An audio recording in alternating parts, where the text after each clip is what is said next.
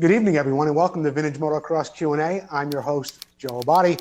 Forgive us for that little bit of a technical problem we just had a moment ago, but as always, I want to thank Jordan Woodworth out there in Oakland for doing such a great job of keeping us all connected here during the sheltering in place time.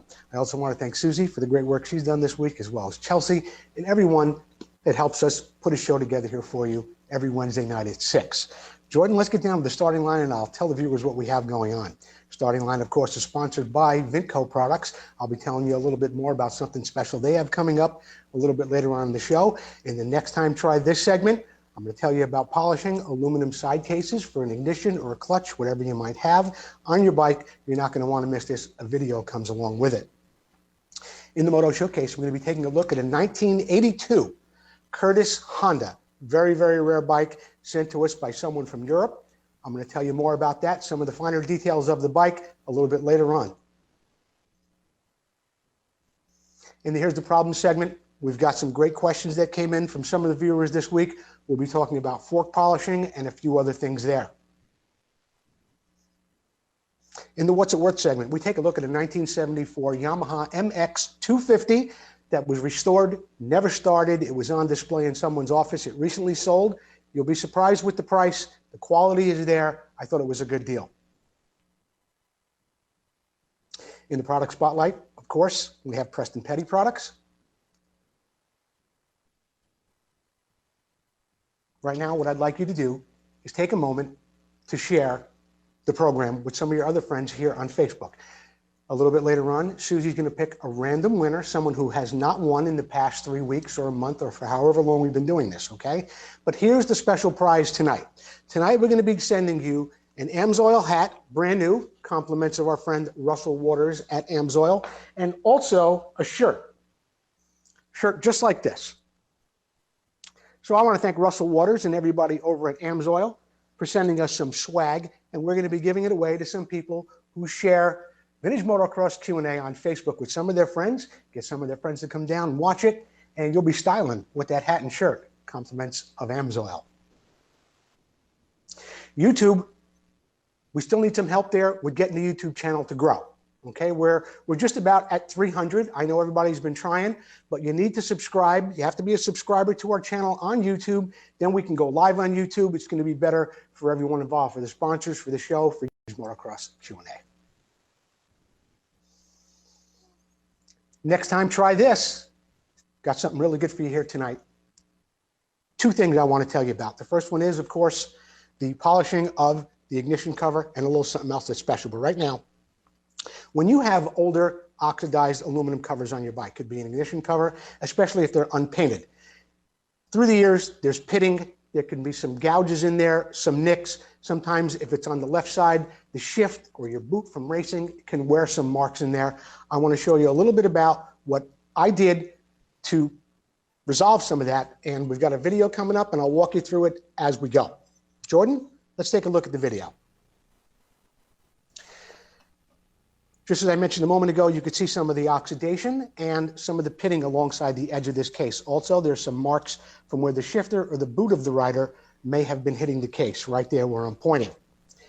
The thing I had to be careful with here is there's just a slightly rounded edge, and I didn't want to wear that edge away. So I started off with a little 240 grit sandpaper and gently began sanding even beyond where those gouges and nicks were. You want to try and take down an even amount as possible when you're sanding out damage like that. Also, in some of the areas that are oxidized, you want to spend a little more time going around and getting out the oxidation as much as you can before polishing. The longboard, my longboard rubber board there was a big help in this too, taking off the material a little bit more evenly and keeping it a little flatter in some areas. I still had to work with my thumb and my fingers around some of those circular edges there, but as you can see there, a lot of it has come out. Probably spent a little over an hour, at least, probably an hour and a half, just doing this sanding with the 240 and using the longboard as well.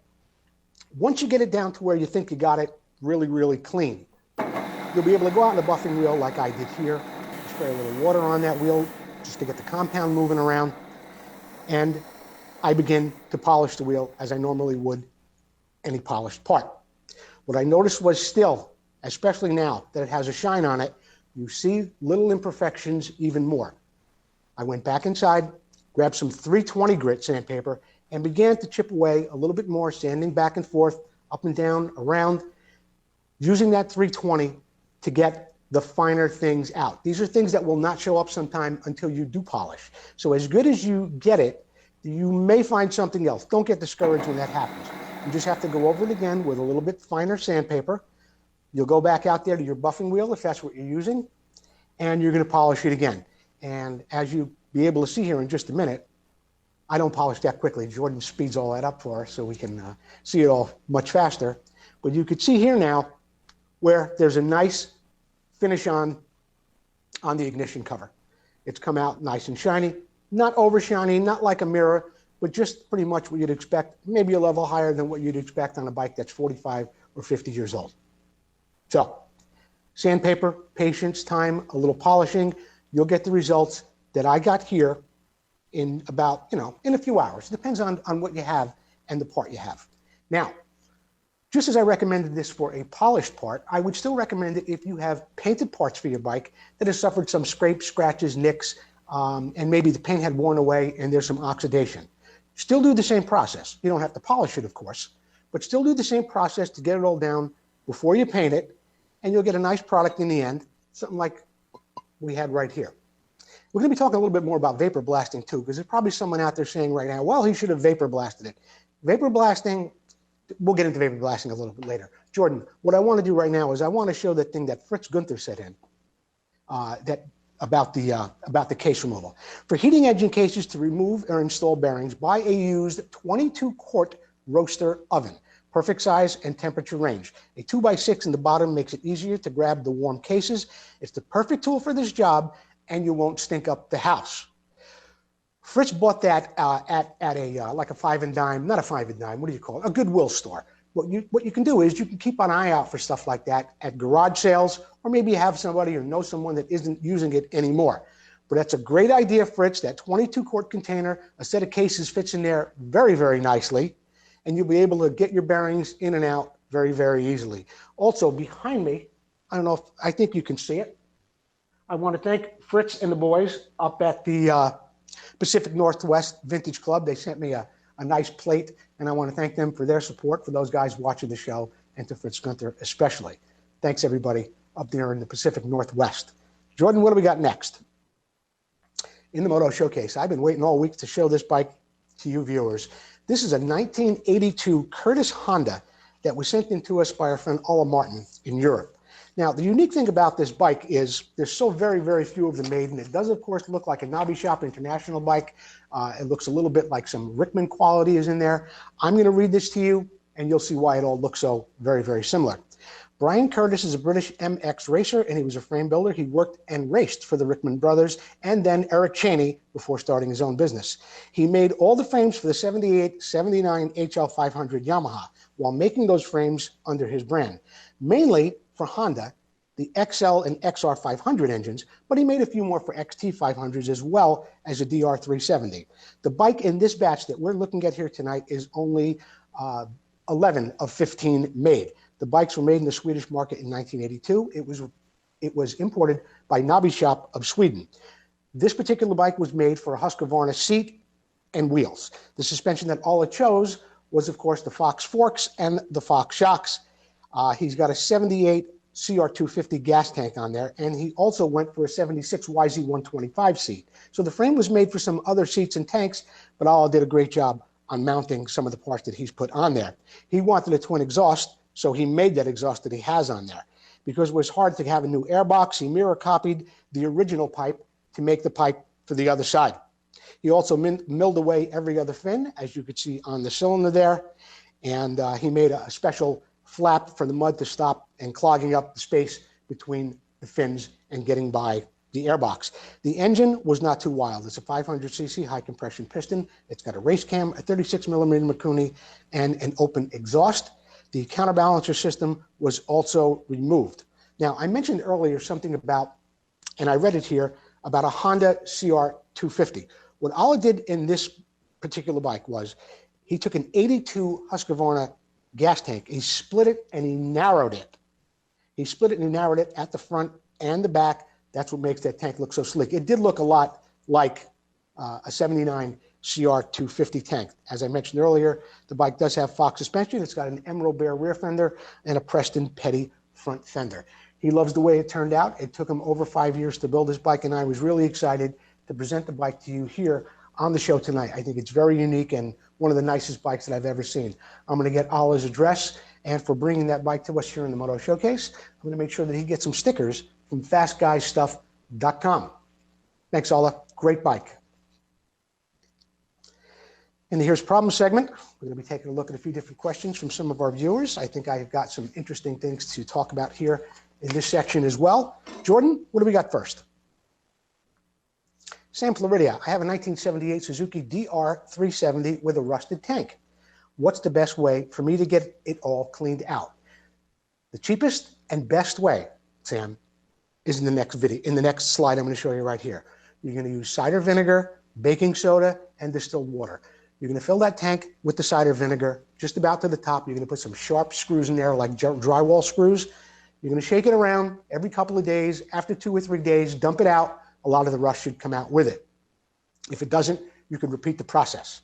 After you get all the rust out, you should then take half a box of baking soda, half a gallon or full gallon of the distilled water, mix them together, and slosh it around inside that tank. This will prevent flash rusting.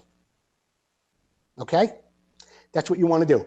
I love this process. I've been recommending it for years. I've tried it many times with great results. I like it because, number one, it's inexpensive, it works perfectly, and it's very, very easy to get rid of your apple cider vinegar, your distilled water, and your baking soda. So it's real easy on the environment. There's no toxic fumes, and it's the most inexpensive way to clean out a rusted tank you'll ever use in your life. Also, what I would recommend, just as a safety precaution after you're done, is to run an inline filter, okay, between the gas tank and the carburetor, just as a safety precaution. But I've had great results with the vinegar, baking soda, distilled water method. A lot of people have. Thanks for the question, Sam. Zach McKay, Joe, will you do a segment on how to restore lower fork legs? Vapor blast, bead blast, strip and sand. Yes, I will. I wanted to address your question, Zach, because I want to do it on next week's show. A little while ago, we were talking about cleaning off this cover. And I mentioned something about vapor blasting. Now, you can go up and down all these forums on Facebook, and more people these days are talking about vapor blasting. Yes, it's great. You know when vapor blasting is good? When you want to clean something off that doesn't have any damage. A carburetor, maybe a rough cast cylinder that came unpainted, something like a Mako cylinder, a Mako head, a carburetor, maybe a set of cases that are unpainted. But if something has damage to it, like a lower set of forks that you see here, or this cover that I mentioned earlier, vapor blasting isn't helping you. A vapor blasting machine is very, very expensive. That's number one. So you don't have one. So you're going to go see a vapor blasting guy, and he's going to charge you, I don't know, probably $100, $150 to do a set of lower fork legs and maybe a carburetor. Don't waste your time or your money on a vapor blasting machine or sending it to a vapor blaster if your part has nicks and scrapes. It's got to be sanded anyway. Skip that process. Yeah, you're going to vapor blast it and come back nice and clean. All you're going to see is a nice clean piece of aluminum that you have to sand and repair scratches in anyway. Zach, next week on the show, I promise you, I'll be making a video like we did for the polishing segment on that cover, and we'll talk about how to get lower fork legs back to where you like them with a nice brush finish on them, get some of the nicks out. We'll talk more about it. I'll do a video. Jeff Kokoski. Joe, on a previous show, you had pictures and explained how to raise dents through the tunnel of a tank. From prying, does the access hole get bigger or get elongated? Yes, Jeffrey, it does. There's no way to avoid that. When you start off, you're going to drill something like about a 3/8 or no bigger than maybe a 10 millimeter half-inch hole. You're going to use a pry bar, something like this. You might use a bent bolt. There's a variety of things you can use. But as you're prying on that tank, underneath in the tunnel where you've drilled that hole, yeah, it's going to get a little distorted, no question about it. But what you can do in the end is you can take a torch, your little map gas, you can go heat up that hole around it, get a pair of needle nose pliers in there, and gently twist and pry it back up to where you get it relatively level again. It's not going to be perfect, but you're going to get it good enough to where when you give it to your welder, he'll be able to seal that hole back up, much like you see here in the pictures of this tank that's been welded up. So yes, it's going to get elongated and it might get a little ugly underneath there. Depending on where the hole is that you drill to access the dent, you're probably not going to see it. So don't be too concerned with how it looks when you get done. The important thing is you get the dent out. So that's just the cost of, well, it's not the cost of doing business, but that's a little bit of a trade-off. You have an elongated hole that you got to spend a little more time getting straightened out because you've used that area to get the dent out of your tank. It's a good question, Jeff. Some people might get a little nervous when they get in there, start prying and think that they're destroying the tank. They're not. Give me a second, Jordan. I need a little drink.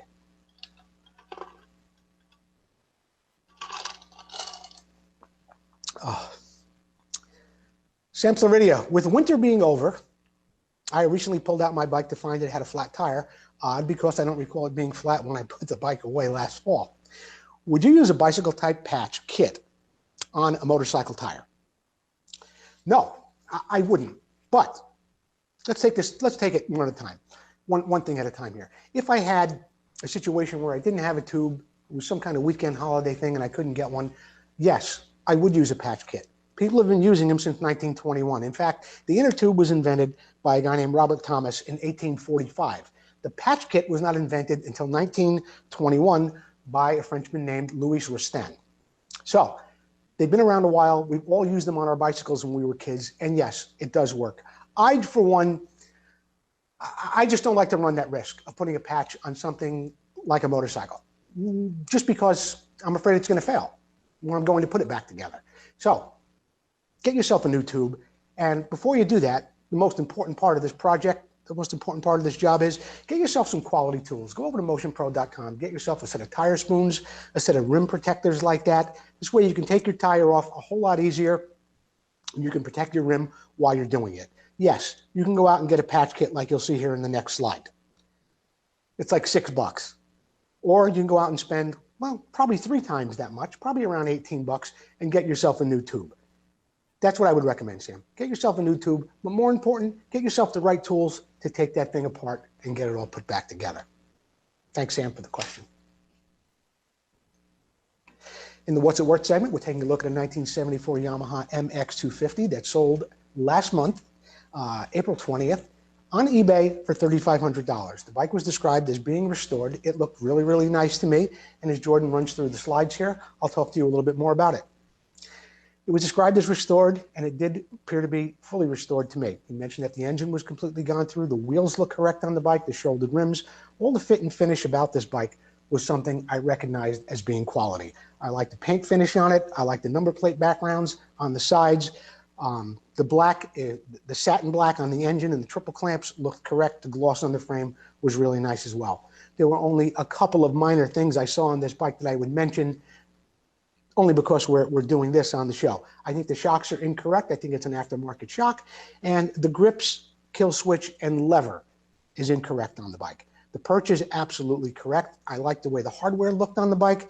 I love the way things like the silencer were done. The spokes, the hubs, for $3,500, I thought it was a great deal. Now, while it's not real high on the race bike totem pole, it was a quality restoration, and for sentimental reasons, if somebody were looking for a 74 MX250, I'd say this were a great deal for $3,500. Yes, you could find one for $1,000, maybe even less, maybe a little bit more that runs, but you're not going to get that kind of quality in a bike for $3,500. There's no way. Average restoration takes almost $4,000 just in aftermarket parts and aftermarket services, outside services alone. So for $3,500, somebody got a great deal on this bike. Too nice to race, but you know, some people say it's too nice to race. I wouldn't race it. I'd get a different bike to race. I'm just looking to segue into something else, and I'm running out of things to say. Jordan, next slide. In the product spotlight. Product Spotlight is, of course, brought to you by Preston Petty Products. We are a sponsor and authorized dealer of Preston Petty Products. And you can buy your things from me anytime, or you can go right to PrestonPetty.com. They are on Facebook, Instagram, and the World Wide Web. You can check out their products at any time. Tonight on this show, Preston Petty is giving us $20 off of red MX front and rear fenders. Now that's $20 off both fenders, okay? So you buy them as a pair, you get 20 bucks off. I want to thank Paul Stannard and Preston Petty for their generosity with us here at the show, being a sponsor, for making us an authorized dealer, and for giving us some great discounts every week for you, the viewers. This week, in red, Preston Petty, MX front and rear. Inbox me, I'll give you the code. And while I'm thinking about it, when you go to checkout, or when you get to the Preston Petty website, there's a red tab up there. It says Vmxq&A special. You click on that red tab, you get the fenders, you put in the code, you're done. You can't go to the Preston Petty website, order 2 or 3 other things, get to my fender special, then get $20 off. You got to get the $20 off just on the fender special. Okay? I hope I made it clear. If not, you send me a message. I'll help you get through that. I've had to help a few people get through it. It always works out, though. Thanks, Paul Stannard and Preston Petty. Vmxq. I want to thank Kurt Leverton and Vmxq. They put out some amazing products for the vintage motocross industry, a lot of things that some companies just are not making. There's a whole list of things they make in their catalog, over 650 items. This week, they've sent us their special, which is a Mako top-end piston kit for a 1981 490. Very, very popular bike. Just 214 bucks. Vmxq has a new top-end kit. It'll help you keep the ride going. This is a complete kit. Comes with everything you need to do your rebuild and do it cost effectively. Kit includes a Vmxq piston kit, the piston rings, the pin, the top end bearing. Look, it's a great item. It's got a great price. The people at Vmxq, the quality, fit, and finish of what they're making for vintage motocross bikes is really, really second to none. So when you get a minute, go out and check out Vmxq.com. Keep the ride going. Classic and vintage dirt bikes are more than a hobby. It's not just about the ride. It's about the work that goes in. The work that keeps you connected to the ride. It's about bringing the bike back to life and doing it with your own hands. It's about the adrenaline and adventure. And when it comes to putting all the pieces together, only Vmxq knows the bikes and parts the way you do. Vmxq. Keep the ride going.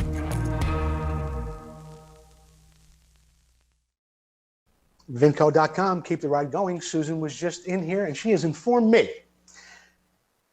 that Kevin Bridges was the random choice. He shared it, and I don't know how she works out and tabulates all the things inside, but Kevin Bridges, you will be a dashing and handsome man as you're cruising around Sacramento in this wonderful AMSOIL hat. It's a white camouflage. Now, Kevin, we're going to send you this shirt too. So, Kevin Bridges, real good guy, member of the Dirt Diggers, and an all-around great person. Kevin Bridges, we're going to be getting you your AMSOIL hat and shirt in the mail. Thank you for watching Vintage Motocross Q&A and for sharing that. Jordan, I think we have some announcements coming up, huh? Oh, just how I see it. Supercross is back. We've all heard about it. We've seen advertisements. We've seen things all over the internet now. Supercross is back. They're going to start in Salt Lake City on May 31st. It's going to happen on Sundays and Wednesdays. They're going to be doing the last 7 rounds, and we're finally going to see a winner of the 2020 season. Now, here's how I see it. Every place I look on Facebook, there's all these different fans. You got guys still rooting for Cooper Webb. You got your Tomac camp. Of course, you've got your Ken Roczen camp. And a lot of people are saying, well, no matter what happens, there's going to be an asterisk, and there's going to be some kind of explanation next to the person's name who wins the championship, no matter what happens. No, there's not. There'll be an asterisk next to the name maybe because it's been the season of the lockdown and the COVID and all that stuff. But whoever wins this will have won it fair and square, in my opinion, because the track they're racing at is not going to be the same for the last 7 races. It's going to be a different track every time.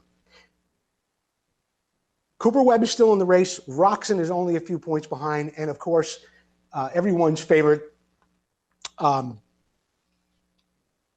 just went blank on his name, Eli Tomac. He's up there, too. The track's going to be different for each race. So I don't think there's going to be any asterisk next to anything. And whoever is the champion of 2020 is just going to be the champ, period. There'll always be an explanation behind it, but whoever wins it will have won it fair and square. And that's just how I see it. Now we have announcements, Jordan. Thank you very much. What do we got in the first one? Well, VMX Radio. I'm loving doing this show on Sundays. It's on every Sunday at 4 o'clock Pacific Standard Time here in California. You can listen to it at any time. We've had some great guests on in the past month, including Scott Burnworth, Warren Reed. I had Mike Chamberlain on last week. This week, I've got a really special guest, but we're going to play a little soundbite, I think, from last week's show with Mike Chamberlain, and then I'll tell you about the next guest. There was a guy named Rudy Drago who had RD Sports Cycles, and he had a team of guys. And it was Bill Payne and some others, and they were supposed to be the hottest thing there was. And I won a race out at Vmxq&A, and I beat them all. So they walked over to me very nicely and said, "How would you like to ride with us?" And I said, "Sounds good." And I hung the Husky up and got a Mako. I wanted to put Mike's Racing Center on the map, and there was 3 ways to do it. I could have been the fantastic racer like Malcolm Smith. I could get the greatest riders around, or I could build bikes that stood out, that got a lot of attention. This guy came to me and said, "Hey, how would you like a titanium frame for a Mako?" The frame cost more than the whole motorcycle did. It was $1,000. The motorcycle cost like $800. But I mean, everything you could lighten, we did. You know, this whole bike ended up weighing about 192 pounds. Mike Chamberlain was a fascinating guest last week. His experience with Mako motorcycles was interesting, and it was a big part of the story, but all the other things he had been involved with in his life were really, really great. Now, my guest this week, Harry Clem. This is not a show you're going to want to miss. Harry Clem is, of course, from the old school DG boys. He's the one who made and created such bikes as this YZ that you see right here, all the porting specs, pipes, all the things that happened with DG in the early days were all mostly part of Harry Clem. Harry's had an amazing career. He's had some bikes set world records at the Bonneville Salt Flat.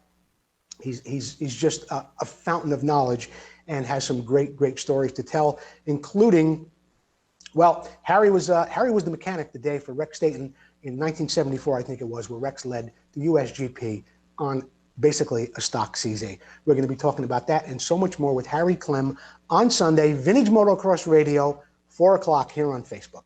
Vintage Motocross Radio. The shirt that I'm wearing is now available through our friends at Metro Racing. They come in black, they come in white. They're available in all sizes, small, medium, large, and extra large. If you are a XX, you add $2. You can get it in short sleeve too for just a few dollars less. The long sleeve shirts are $46. The short sleeve shirts are $43. In this picture of the white shirt, I'm seeing that the logo is on the right side of the shirt. But I do believe it will come this way on the left side of the shirt. If you're interested in buying a shirt like this, contact me. I'll get you the shirt. We'll talk more about that. We can have it shipped directly to you from our friends at Metro Racing, from Peg and Don Miller. We're also working on something for T-shirts. So if this is a little out of your range as far as price goes, it is a great shirt, though. You can wear it anywhere. You can wear it anywhere. It's a great shirt, and you can get it in short sleeve as well. But we'll be having some T-shirts coming up as well. But if you want one of these, they're available right now. Let me know. I'll get you on the list. We'll get you a shirt.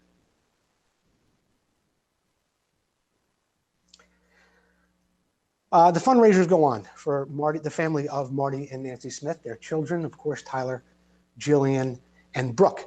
And my friend Rich Vasallo, along with Wally Hackensmith and Rich Designs, Rich Dombey, they've put together a nice decal package, sticker package, just like this for the Smith family. They are available for $20. And if you'd like, you can contact Rich Vasallo at USA1899@AOL.com. Rich is, of course, on Facebook, too. If you're not getting any of that information and you want to know more about it, inbox me. I'll let you know. Also, there is another sticker out there. There's a Facebook page for it. It's called Marty Smith Helmet Sticker. It's really cool. It looks kind of similar to the one, excuse me, in this picture, but it's a little bit different. That's available as well.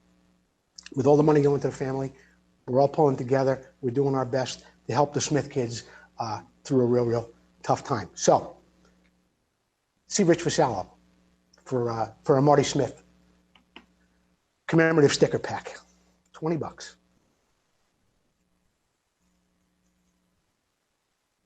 I want to thank Sean Gomes at fastguystuff.com for giving us these great stickers that we give away every week in the Moto Showcase.